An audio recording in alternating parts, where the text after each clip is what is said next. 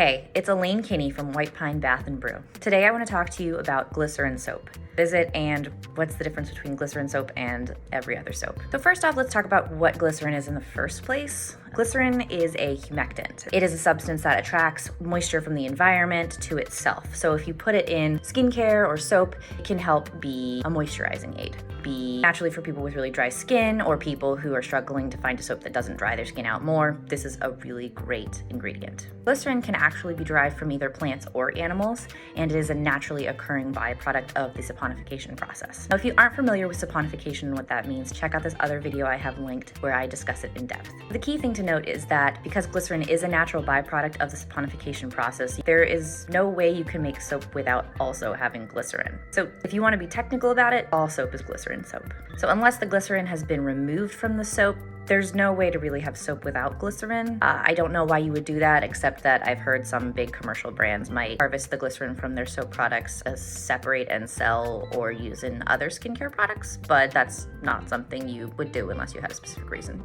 So since we know that both soap and glycerin soap have glycerin in them, what's the actual difference? Generally, what people mean by glycerin soap is more of a reference to how the soap is made specifically than an ingredient that's exclusive to that type of soap. So when people use the term glycerin soap, they're usually actually referring to melt and pour soap.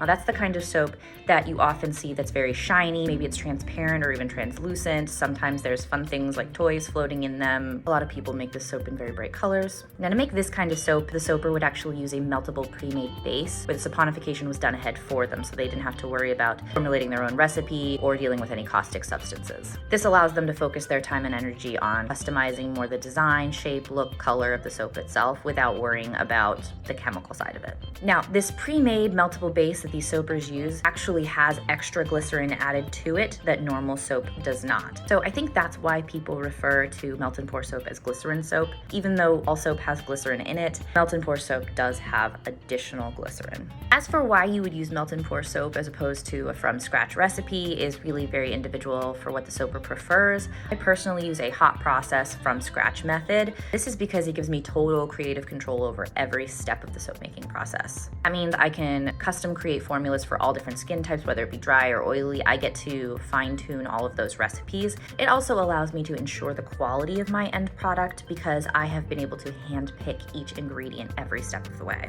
I also like making my soap from scratch because unlike soap made with a melt and pour base, it's not designed to be melted down, so the bars tend to be harder and last longer. Not to mention that my method of hot process allows me to use local craft beer from Maine in all of my soap, which if you haven't noticed yet is kind of my whole thing. I hope this gives you some clarity on glycerin soap and the role of glycerin in skincare. If you have any questions or comments, drop them down below.